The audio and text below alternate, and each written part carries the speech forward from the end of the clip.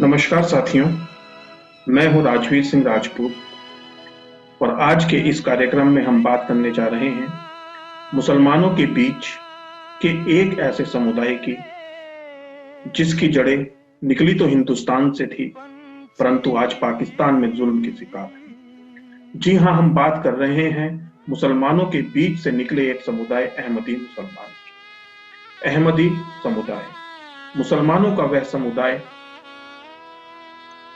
जिसको बाकी मुसलमान ही नहीं मानते। आपको आश्चर्य होगा इस बात को जानकर कि मुसलमानों के बीच में एक ऐसा मुस्लिम समुदाय भी है जिसे मुसलमान उनको मुसलमान नहीं मानते। हम बात कर रहे हैं मुसलमानों के बीच के एक ऐसे समुदाय की जिसको इस्लाम के सबसे पवित्र तीर्थ स्थल जिसको हज कहते हैं, उसके मक्का और मदीना जाने की अनुमति नहीं। आश्चर्य की बात है ना कि मुसलमानों के बीच में रहने वाला एक ऐसा समुदाय जिसे अपने ही धार्मिक स्थल, अपने ही तीर्थ स्थल मक्का और मदीना जाने की अनुमति। जी हाँ साथियों, हम बात कर रहे हैं मुसलमानों के बीच के ही एक ऐसे समुदाय की जिसको पाकिस्तान में कानूनी रूप से गैर मुस्लिम डिक्लेयर कर दिया। जी हाँ साथियों, हम बात कर रहे हैं मुसलमानों के बीच ही एक ऐसे समुदाय की जिसको मुस्लिमों को कब्रिस्तान में, उनके अंतिम जनाजे में, उनके अंतिम सफर में, उनके मृत शरीर को दफनाने की अनुमति नहीं।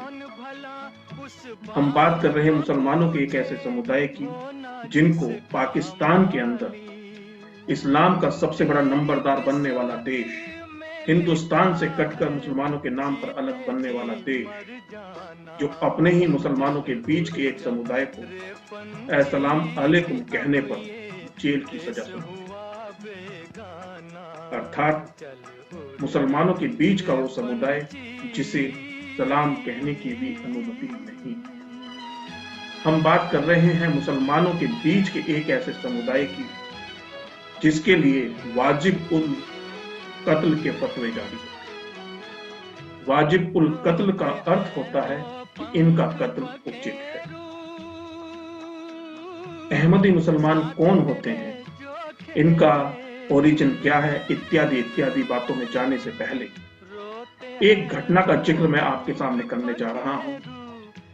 साल 2016 की बात है। पाकिस्तान के अंदर मोहम्मद साहब, जो इस्लाम के पैगंबर माने जाते हैं, उनका जन्मदिन था, अर्थात उनका बर्थडे। कब की बात है? सन 2016 पाकिस्तान, मोहम्मद साहब का जन्मदिन, उनका बर्थडे, जिसको ईद ए मिलादुन्नबी भी कहा जाता है। दुनिया भर के मुसलमान इस मोहम्मद साहब के बर्थडे को मना रहे थे। एक खबर फैलती है कि पाकिस्तान की एक मस्जिद में मोहम्मद साहब के जन्मदिन को मनाया जा रहा है।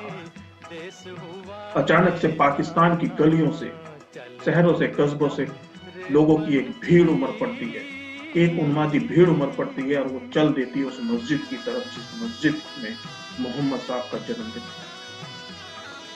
आप आश्चर्य करेंगे कि पाकिस्तान जैसे मुल्क में जो इस्लाम के नाम पर बना, जो मुसलमानों के नाम पर बना, वहां पर मस्जिद की ओर ये उन्मादी भीड़ क्यों बढ़ रही है।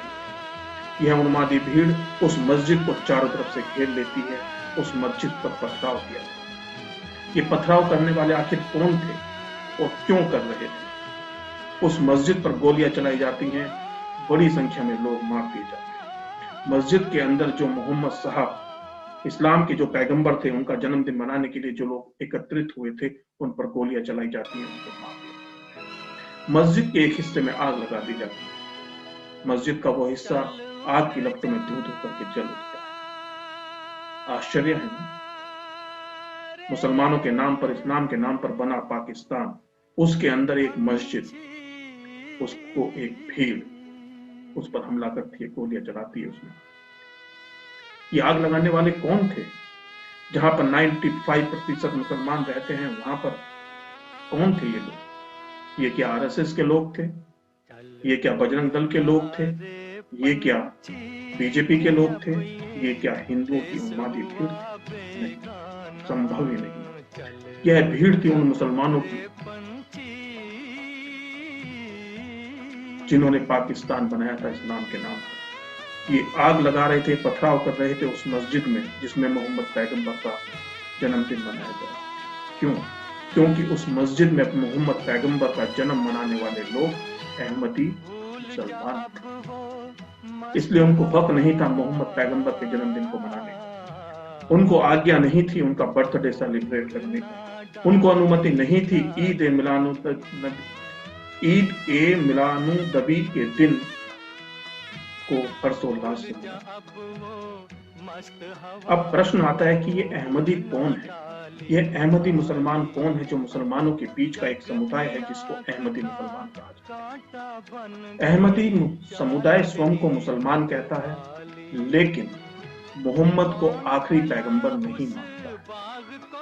मतलब आप समझने का प्रयास कीजिए, इस्लाम का एक फंडामेंटल, एक बेसिक प्रिंसिपल है कि इस्लाम के आखिरी पैगंबर मोहम्मद साहब थे, और मुसलमानों के बीच का ही यह समुदाय है, यह एक तबका है, एक कौम है जो पैगंबर मोहम्मद को आखिरी पैगंबर नहीं मानता।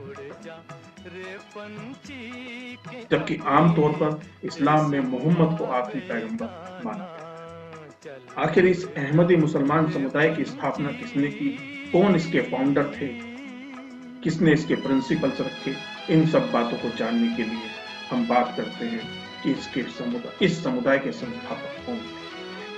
अहमदी मुसलमान समुदाय के संस्थापक थे मिर्जा गुलाम अहमद। नाम को आप ध्यान से सुनिएगा, मिर्जा गुलाम अहमद। मिर्जा गुलाम अहमद ही वो शख्स थे, वो शख्सियत थी जिन्होंने इस्लाम के अंदर ही एक आंदोलन शुरू किया, मुसलमानों के बीच ही एक नए तबके की स्थापना की, जिसको अहमदी समुदाय जिसको अहमदी मुसलमान बोला जाता है। इसके फाउंडर थे मिर्जा गुलाम अहमद। अब बात करते हैं कि ये मिर्जा गुलाम अहमद कौन थे, कहाँ के रहने वाले थे, क्या इनकी शख्सियत थी, क्या उनका पारिवारिक बैकग्राउंड था। बात ज्यादा पुरानी नहीं है, बात तब की है जब अंग्रेजों ने इंडिया को पूरी तरह से अपनी जकड़न में जकड़ लिया था। हिंदुस्तान के ऊपर अंग्रेजों का राज था, भारतवर्ष गुलाम था। तारीख थी 13 फरवरी सन 1835। दोबारा से याद कीजिए, 13 फरवरी सन 1835 पंजाब के कादियान में एक बच्चे का जन्म होता है जिसका नाम रखा जाता है मिर्जा गुलाम अहमद। यही वो बच्चा था मिर्जा गुलाम अहमद जिसने आगे चलकर अहमदी मुसलमान समुदाय की स्थापना की। नाम ध्यान से सुनिएगा, मिर्जा गुलाम अहमद जो अहमदी मुसलमान समुदाय के फाउंडर थे, संस्थापक थे, उनके दादा मिर्जा अमजद हादी सन 1530 में पूरे अपने खानदान के साथ उज्बेकिस्तान से हिजरत करके अफगानिस्तान आते हैं और अफगानिस्तान से माइग्रेट होकर हिंदुस्तान आ जाते हैं और हिंदुस्तान के सूबे पंजाब में आकर बस जाते हैं। जिस कस्बे में आकर ये बसते हैं उस कस्बे का नाम कादियान था। तो इसलिए इस समुदाय के जो फॉलोवर्स हैं, इस समुदाय के जो मानने वाले हैं, उनको अहमदी मुसलमान कहा जाता है और उनको कादियानी मुसलमान भी कहा जाता है। अहमदी मुसलमान कहने के पीछे जो कारण है, जो तथ्य है, वो यह है कि इसके जो फाउंडर थे, इसके जो संस्थापक थे मिर्जा गुलाम अहमद, उनके नाम के पीछे अहमद शब्द लगा था, इसलिए उनके फॉलोवर्स अपने आप को उनके नाम से ही जोड़कर अहमदी मुसलमान कहते हैं। दूसरा, चूंकि इनके फाउंडर पंजाब के कादियान नामक कस्बे में जन्म लिया था, तो उस कस्बे के नाम पर भी इनके फॉलोवर्स को कादियानी मुसलमान भी कहा जाता है। इस खानदान का जो ताल्लुक था वो तुर्क मंगोल कबीले से था। तुर्क मंगोल कबीले से तात्पर्य आप समझ जाइए कि बात हम तब की कर रहे हैं 1530 की, जब हिंदुस्तान पर बाबर का राज था। सन 1526 के आसपास उज्बेकिस्तान से आया हुआ एक भगोड़ा, एक डाकू, एक क्रिमिनल जो हिंदुस्तान पर हमले कर रहा था, हिंदुस्तान पर मुगल सल्तनत की नींव डाल रहा था, जिसने अयोध्या के अंदर भगवान श्री रामचंद्र जी के मंदिर को तहस नहस किया था, उसका ध्वंस किया था। उसी समय उसी के देश से आने वाले थे इन गुलाम मिर्जा गुलाम अहमद के दादा मिर्जा अहमद हादी, जो बाबर के ही कबीले से थे, तुर्क मंगोल कबीले से थे, जो पंजाब में आकर कादियान नामक कस्बे में बस गए थे। मुगल बादशाह जलालुद्दीन बाबर ने इनके दादा मिर्जा हादी को उस वक्त कई सौ गांवों की जागीर दान में दी थी, जिससे ये इनके परिवार का रुतबा काफी बड़ा था। अब बात थोड़ी आगे की करते हैं कि आखिर इस अहमदी समुदाय की स्थापना कैसे हुई, क्यों हुई, क्या इसके कारण थे। कादियान नामक कस्बे में 23 मार्च 1879 तारीख को आप ध्यान रखिएगा, 23 मार्च 1879 को इस्लाम के बीच ही एक आंदोलन शुरू होता है, जिसको आगे चलकर अहमदिया आंदोलन के नाम से जाना। इस दिन 23 मार्च 1879 को हाकिम अहमद जान के घर पर एक पंचायत बुलाई जाती है। इस पंचायत के अंदर इस्लाम के बीच से ही एक व्यक्ति घोषणा करता है कि मसीहा मतलब पैगंबर फिर आएंगे।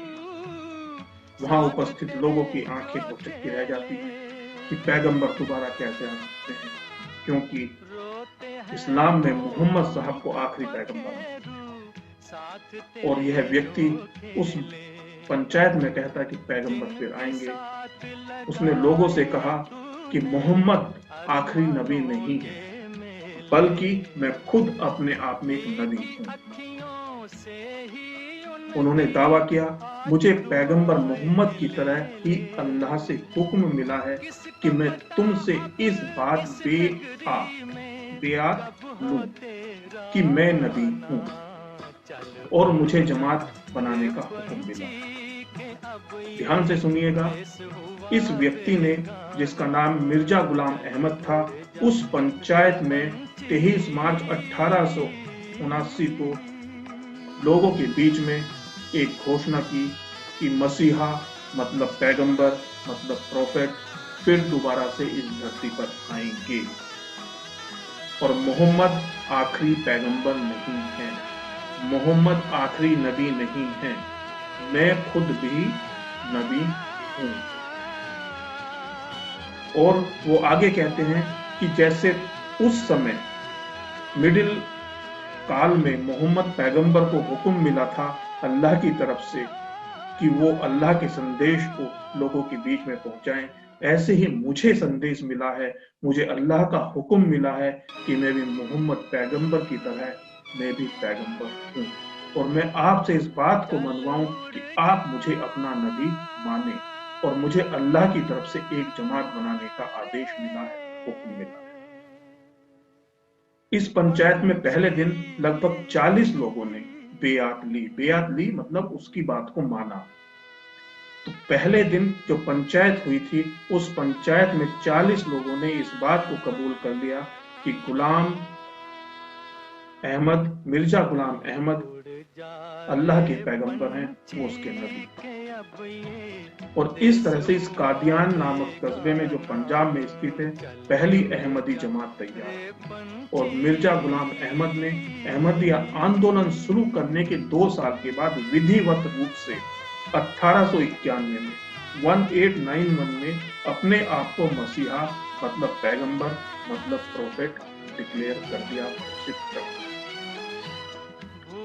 एक बात आपको यहाँ समझ में आती है कि मिर्जा गुलाम अहमद जो पंजाब सूबे के कादियान नामक कस्बे में पैदा हुआ, उसने एक पंचायत बुलाई, जिस पंचायत में पहली पंचायत में 40 लोगों ने उसकी इस बात को कबूल किया, माना कि आप अल्लाह के पैगंबर हैं, अल्लाह के नबी हैं, और मोहम्मद आखिरी पैगंबर नहीं। अब मिर्जा गुलाम अहमद के पारिवारिक जीवन के बारे में बात करते हैं। गुलाम अहमद ने 2 शादियां की थी। इनकी पहली बीबी का नाम था हुर्मत बीबी। पहली पत्नी का क्या नाम था? हुर्मत बीबी। उनसे इनको कितने बच्चे थे? इनको 2 बच्चे थे। दूसरी बीबी का नाम था नुसरत जहां बेगम। क्या नाम था दूसरी बीवी का? नुसरत जहां बेगम, जिसको 4 बच्चे थे। गुलाम अहमद मिर्जा ने कितनी शादियां की? 2 शादियां की। पहली बीवी हुर्मत बीबी, जिससे 2 बच्चे थे। दूसरी बीवी नुसरत जहां बेगम, जिनसे 4 बच्चे थे। ये इनका परिवार। जैसे जैसे अहमदी जमात, अहमदी समुदाय मतलब अहमदी मुसलमान का दायरा बढ़ता चला गया, लोग उनकी बात को मानते चले गए, उनका की संख्या बढ़ती चली गई, वैसे ही वैसे मुसलमानों के बीच में इनकी मुखालफत, इनका विरोध बढ़ता चला गया। सबसे पहले सन 1893 में, ध्यान रखिएगा, अपने आप को पैगंबर घोषित करने के बाद, कब पैगंबर घोषित किया? 1891 में। 1891 में घोषित करने के 2 साल बाद 1893 में मौलाना अहमद रजा खान ने इनके दावों को सिरे से खारिज कर दी। उन्होंने, किसने?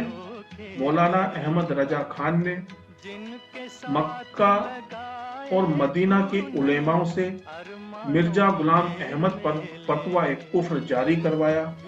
मतलब आप जो काम कर रहे हैं ये कुफ्र कर रहे हैं, ये इस्लाम के विरुद्ध आप कार्य कर रहे हैं। गुलाम अहमद मिर्जा की लाहौर में 26 मई 1908 को मृत्यु हो गई। 27 मई को उनकी मृत्यु के अगले दिन लाहौर से उनकी मैयत को उनके गांव पंजाब के कादियानी में लाया गया, जहां उसको सुपर्दे खाक करके उसका मकबरा बना दिया गया। ठीक वैसे ही जैसे मोहम्मद साहब की मृत्यु के बाद पहले खलीफा को घोषित किया गया, अहमदी समुदाय के मुसलमानों ने भी अपने पहले नबी की मृत्यु के बाद खलीफा हाजी नूरुद्दीन को अपना खलीफा घोषित किया। हाजी नूरुद्दीन के बाद गुलाम अहमद के बेटे मिर्जा बशरुद्दीन अहमद को दूसरा खलीफा डिक्लेयर किया गया, घोषित किया। अब संक्षेप में हम जानेंगे कि मिर्जा गुलाम अहमद ने जो अपने आप को अहमदी मुसलमान समुदाय के फाउंडर, संस्थापक कहते हैं, उन्होंने क्या दावे किए थे? उन्होंने जो दावे किए थे, उन्होंने ये दावे किए थे कि खुदा उनसे बात करता है और वो सिलसिला आज भी जारी है। उन्होंने कहा कि हजरत मोहम्मद आखिरी नबी नहीं है। इनके मत के अनुयायियों का मानना था कि मिर्जा गुलाम अहमद खुद नबी का ही एक अवतार है। उनके मुताबिक वे खुद कोई शरीयत नहीं लाए हैं, बल्कि पैगंबर मोहम्मद की ही शरीयत का पालन कर रहे हैं और वो नबी का दर्जा रखते हैं। अब इसके उलट बाकी मुसलमानों के क्या दावे थे जो इनके दावों के विपरीत थे, जिनके बीच में एक विरोधाभास उत्पन्न हुआ। बाकी मुसलमानों के दावे थे कि हजरत मोहम्मद आखिरी नबी हैं, जबकि अहमदी मुसलमान कहते हैं कि हजरत मोहम्मद आखिरी नबी नहीं है। मुसलमानों के दावे की कुरान आखिरी किताब है जिसको अल्लाह ने मोहम्मद साहब के जरिए जमीन पर भेजा है। मुसलमानों का दावे है कि अल्लाह ने सिर्फ आखिरी बार मोहम्मद साहब से बात की, जबकि अहमदी मुसलमानों का दावा है कि अल्लाह ने उनके पैगंबर, उनके संस्थापक मिर्जा गुलाम अहमद से बात की और उनको इस बात का आदेश दिया, हुक्म दिया कि तुम जाकर अपनी जमात बनाओ और तुम मेरे पैगंबर हो। तो दोनों के बीच में मुख्य झगड़ा इस बात पर। अब बात करते हैं कि आखिर इस समुदाय के लोग जो अपने आप को अहमदी मुसलमान कहते हैं, वो इस दुनिया में कितने देशों में कहां फैले हुए हैं। worldatlas.com के आंकड़ों के मुताबिक अहमदी मुसलमान दुनिया के लगभग 209 देशों में फैले हुए हैं। सबसे अधिक तादाद इनकी पाकिस्तान में है, क्योंकि शुरुआत इनकी भारत और पाकिस्तान से हुई थी। पाकिस्तान में लगभग 40 लाख से अधिक अहमदी मुसलमान हैं। भारत में लगभग इनकी संख्या 10 लाख के आसपास है। नाइजीरिया में 25 लाख के आसपास रहते हैं। इंडोनेशिया में अहमदी मुसलमानों की संख्या करीब 4 लाख के आसपास। पाकिस्तान में जुल्म होने की वजह से कई देशों में अहमदी लोग ने शरण ली। उन्होंने पाकिस्तान को छोड़कर माइग्रेशन किया। उनमें प्रमुख देश हैं जर्मनी, तंजानिया, केनिया आदि देश, जहां पर अहमदी मुसलमानों ने माइग्रेशन किया। जहां जहां भी मुस्लिम बाहुल देशों में अहमदी मुसलमान लोग रहते हैं, उनका वहां विरोध होता है। विरोध का कारण क्या है? विरोध का कारण बहुत सीधा है। ये मोहम्मद साहब को आखिरी पैगंबर मतलब अल्लाह का दूत नहीं मानते हैं। ये अपने फाउंडर मिर्जा गुलाम अहमद को भी मोहम्मद साहब के बाद पैगंबर का दर्जा देते। अब हम बात करते हैं कि अहमदिया मुसलमानों के खिलाफ पहला दंगा कब होगा। पाकिस्तान में सन 1953 में 1953 में पहली बार अहमदिया मुसलमानों के खिलाफ दंगे हुए। सितंबर 1974 में पाकिस्तान के संविधान में संशोधन किया गया और अहमदी मुसलमानों को गैर मुस्लिम डिक्लेयर कर दिया। इस दौरान हजारों अहमदिया परिवारों को अपना घर छोड़ने पर मजबूर होना पड़ा। स्कूल कॉलेजों से अहमदी स्टूडेंट्स को निकाल दिया गया, हिंसा भड़की, सैकड़ों अहमदी मारे गए और बहुत से जख्मी हुए। पाकिस्तान के अंदर इन अहमदिया मुसलमानों को सलाम मतलब अस्सलाम वालेकुम कहने की अनुमति नहीं है। यदि इनमें से कोई इस बात को कहता है और इसका पता बाकी मुसलमानों को चल जाता है तो जेल होता है। मुसलमानों के बीच के निकले हुए इस समुदाय के ऊपर किस प्रकार का जुल्म और सितम किया जा रहा है, इसको समझने के लिए एक घटना का आपको जानना भी आवश्यक है। वह घटना थी जब 161 लोगों को मस्जिद के अंदर मार डाला। इनको मस्जिद के अंदर मारने वाले लोग कोई हिंदू नहीं, इनको मारने वाले लोग इनके ही अपने लोग मुसलमान। 28 मई साल 2010 पाकिस्तान में तालिबान ने 2 अहमदी मस्जिदों को अपना निशाना बनाया। कब? 28 मई साल 2010 में पाकिस्तान के अंदर अहमदी मुसलमानों की 2 मस्जिदों पर तालिबान ने हमला किया। लाहौर की बैतुल नूर मस्जिद पर फायरिंग की गई, इस पर ग्रेनेड फेंके गए और जिस्म पर बम बांधकर आतंकी मस्जिद में घुस गए।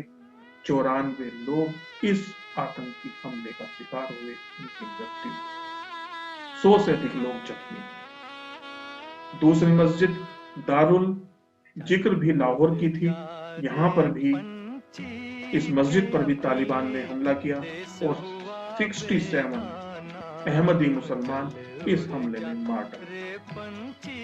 तो इनके ऊपर होने वाले जुल्म को आप इस तरह से समझ सकते हैं।